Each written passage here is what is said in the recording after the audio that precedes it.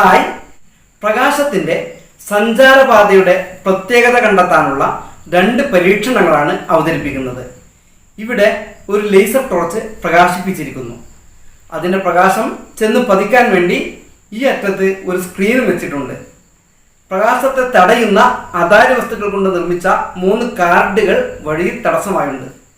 ഈ 3 കാർഡുകളിലും നേർരേഖയിൽ വരത്തക്ക വിധം ഓരോ സുഷിരങ്ങളുണ്ട്. ഇപ്പോൾ ലേസറിൻ്റെ പ്രകാശം ആ സുഷിരങ്ങളിലൂടെ കടന്നു വന്ന് സ്ക്രീനിൽ വീഴുന്നത് കാണാം. ഇനി നമുക്ക് ഒരു കാർഡ് അല്പം സ്ഥാനം മാറ്റി നോക്കാം. പ്രകാശം കാണുന്നുണ്ടോ എന്ന് നിരീക്ഷിക്കുക. ഈ കാർഡ് അല്പം സ്ഥാനം മാറ്റിയപ്പോൾ അവിടെ പ്രകാശം പതിക്കുന്നത് അപ്രത്യക്ഷമായി. ഇനി പഴയ സ്ഥാനത്ത് വെച്ച് നോക്കാം. വീണ്ടും അവിടെ പ്രകാശം വന്നു. ഇനി നമുക്ക് ഈ രണ്ടാമത്തെ കാർഡ് അല്പം ആ ഭാഗത്തേക്ക് നീക്കി നോക്കാം.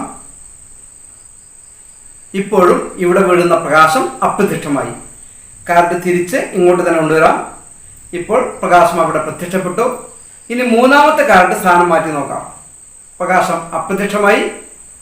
തിരിച്ച് ഇവിടെ കൊണ്ടുവന്നപ്പോൾ വീണ്ടും പ്രത്യക്ഷപ്പെട്ടു.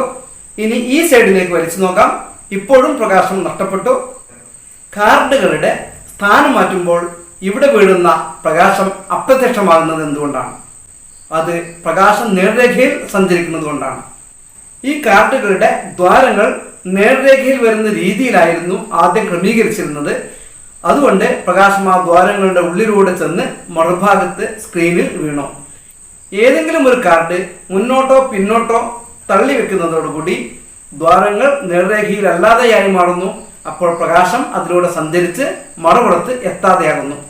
പ്രകാശം നേർരേഖയിലാണ് സഞ്ചരിക്കുന്നത് എന്ന് ഈ പരീക്ഷണത്തിൽ നിന്ന് നമുക്ക് മനസ്സിലാക്കാം.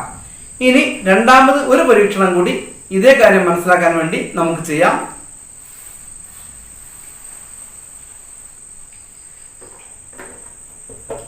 പ്രകാശപാത നേരിട്ട് കാണാൻ വേണ്ടിയാണ് രണ്ടാമത്തെ പരീക്ഷണം ചെയ്യുന്നത്. ഇതിനാവശ്യമായ സാമഗ്രികൾ സുതാര്യമായ ഒരു പ്ലാസ്റ്റിക് പാത്രം, ലേസർ ടോർച്ച്, ചന്ദനത്തിരി എന്നിവയാണ്. നമുക്ക് ചന്ദനത്തിരി കത്തിച്ച് ഈ ബോക്സിനുള്ളിൽ പുക നിറക്കാം. ലേസറിൻ്റെ പാതയെ നന്നായി കാണാൻ വേണ്ടിയാണ് ബോക്സിൽ പുക നിറക്കുന്നത്.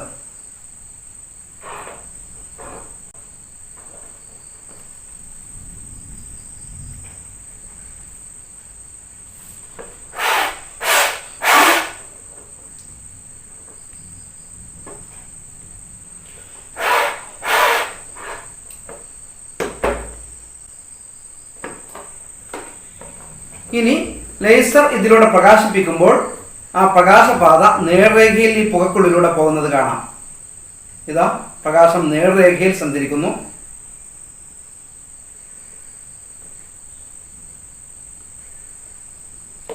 ഈ 2 പരീക്ഷണങ്ങളിൽ നിന്നും പ്രകാശം നേർരേഖയിലാണ് സഞ്ചരിക്കുന്നത് എന്ന് നമുക്ക് മനസ്സിലാക്കാൻ കഴിയും.